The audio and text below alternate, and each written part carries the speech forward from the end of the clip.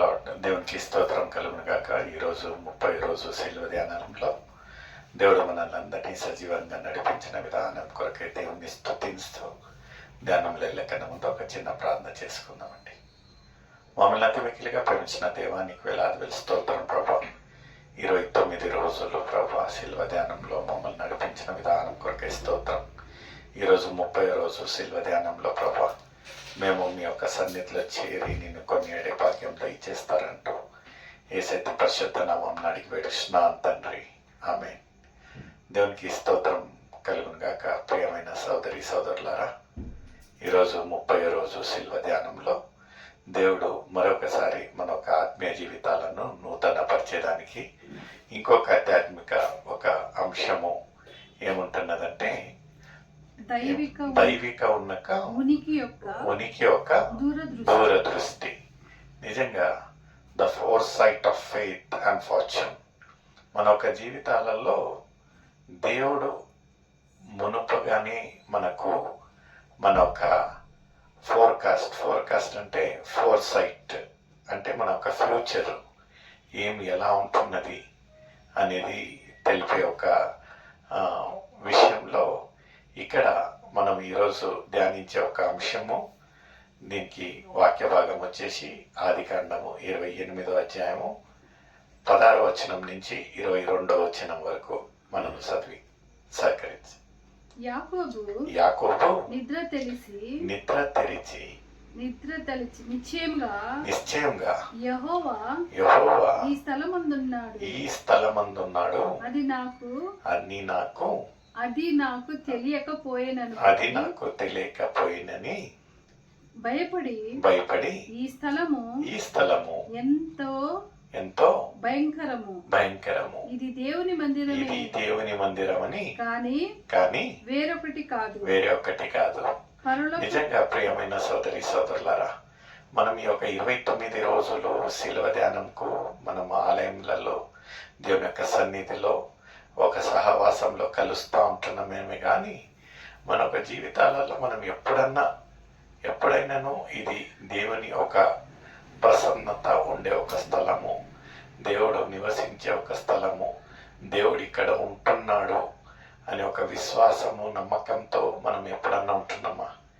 నిజంగా మనము ఆలయానికి దేవుని యొక్క సన్నిధికి రావాలంటే చాలా క్యాజువల్గా ఒక భయం భక్తి అనేది ఉండకుండా ఏదో ఒక ట్రెడిషన్గా, అంటే ఆదివారం కదా బుధవారం కదా ఆలయానికి పోవాలి అనే ఒక దృష్టితో వస్తూ ఉంటున్నాం. కానీ ఒక సృష్టికర్త దగ్గరికి ఉన్న ఆ ఒక సన్నిధిలో, ఎందుకంటే అతను ఏమంటాడంటే నేను పరిశుద్ధుని గనుక మీరు ఒక పరిశుద్ధంగా ఉండాలి.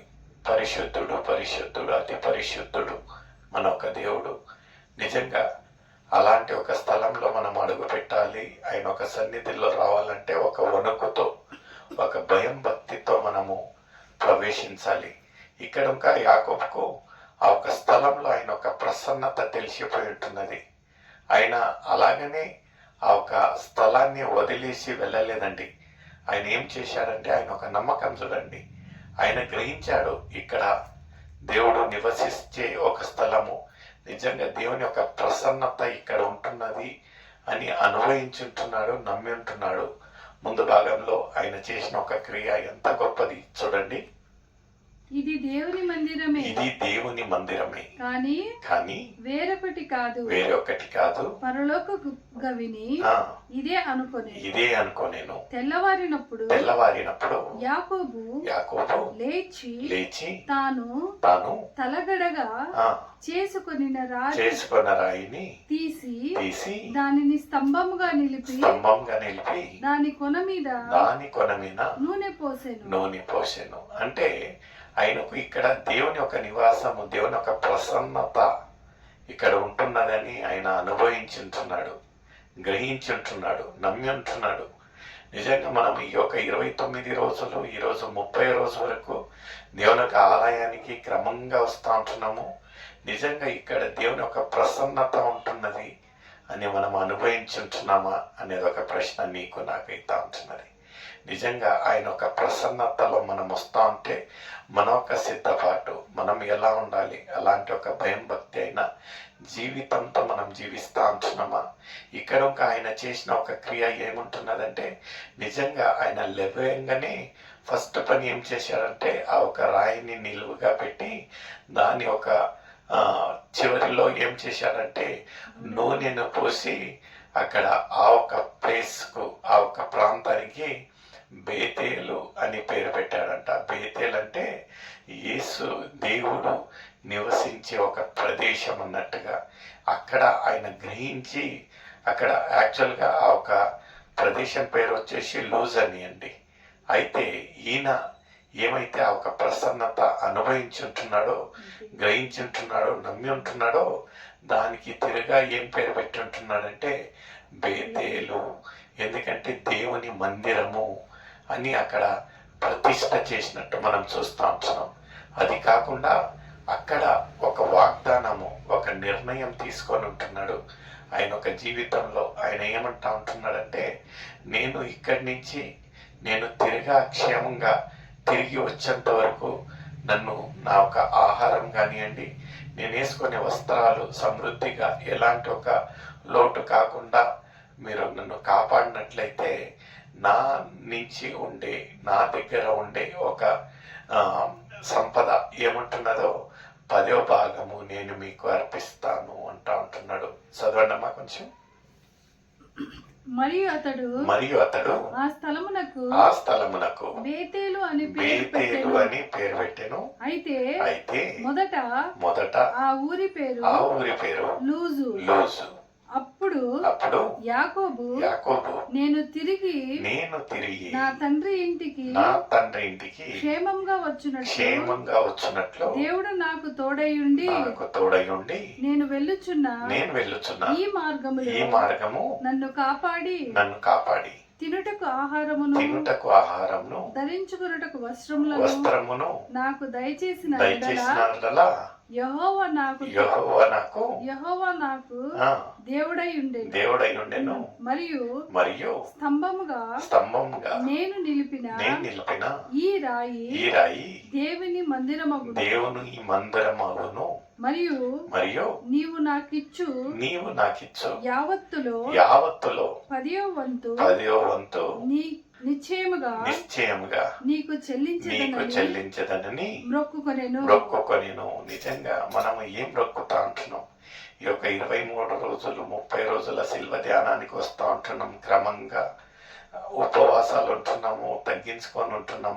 మన ఒక జీవితాలను శారీరకంగా నల్లగొట్టుకుంటా ఉంటున్నాము, ఆత్మీయ రీతిగా బలపడతా ఉంటున్నాము. దేవునికి మనం ఏం సమర్పిస్తూ ఉంటున్నాము? What are we offering as a sacrifice to God?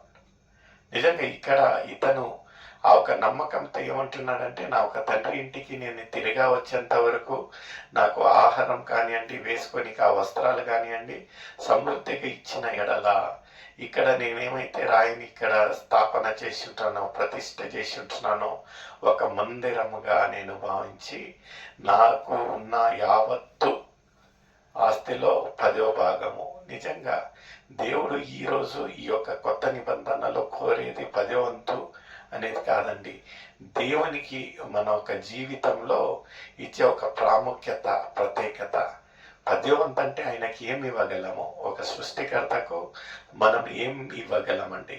ఆయన నుంచి వచ్చిందే మనం ఆయనకి ఇచ్చేదానికి. అదేం పెద్ద గొప్పతనం కాదు. ఆయనకు ఇవ్వాల్సంటే మనం ఏమి ఇవ్వాలంటే, మన ఒక విరిగి నలిగిన హృదయాలను ఆయనకి ఇవ్వాలి, మన ఒక సమయాన్ని ఆయనకి ఇవ్వాలి. 10వ వంతు అంటే నిజంగా మనం ఒక రోజులో 24 గంటలు అయితే ఆయనకు 10వ భాగము ఆయన ఒక ప్రసన్నతలో ఆయనను స్తుతిస్తూ కొనియాడుతూ ఆయన ఒక ఆలయంలో కానివ్వండి, ఆయన ఒక సహవాసంలో మనం ఉన్నట్లయితే అదే అండి గొప్పతనము. 10వ వంతు మనం దేవునికి ఇచ్చేది. ఇస్తా ఉంటున్నామా అని ఒక ప్రశ్న నీకు నాకు అయితే ఉంటున్నది. ఆ రోజు యాకోబు ఆ ఒక కలలో ఆ ఒక నిద్రించేటప్పుడు జరిగిన ఒక విషయానికి ఆయన ఉదయాన్నే లేచి ఏ ఒక ఆలస్యం చేయకుండా అక్కడ వాగ్దానం చేసుకొని అక్కడి నుంచి బయలుదేరి ఆ ఒక వాగ్దానం ప్రకారంగా ఆయన ఒక జీవితాన్ని రూపించుకొని ఉంటున్నాడు. ఈరోజు ఇంకా ఈ యొక్క 30 రోజులు దేవుడు యేసయ్య మనతోటి ఏదో ఒక రీతిగా నూతనంగా మన ఒక ఆత్మ బలపరిచేదానికి ఎన్నో మాటలు దైవికంగా లేఖనాల ద్వారా మాట్లాడి ఉంటున్నాడు. మనం అలాంటి ఒక నిర్ణయాలు తీసుకుంటా ఉంటున్నామా? తీసుకున్నట్లయితే ఇదే అనుకూలమైన సమయం, ఇదే రక్షణ దినంగా ఉంటున్నది. మన ఒక జీవితాలను మార్చుకునే దానికి ఇదే అనుకూలమైన సమయం. ప్రియమైన సోదరి సోదరుడా, మన ఒక హృదయాలను దేవునికి సమర్పిస్తాం. నిజంగా దేవునికి మన ఒక విరిగి నలిగిన హృదయాలను దేవునికి సమర్పించి దేవుణ్ణి యేసయ్యను మన ఒక సొంత రక్షకునిగా అంగీకరిస్తాం. May God bless you. Thank you.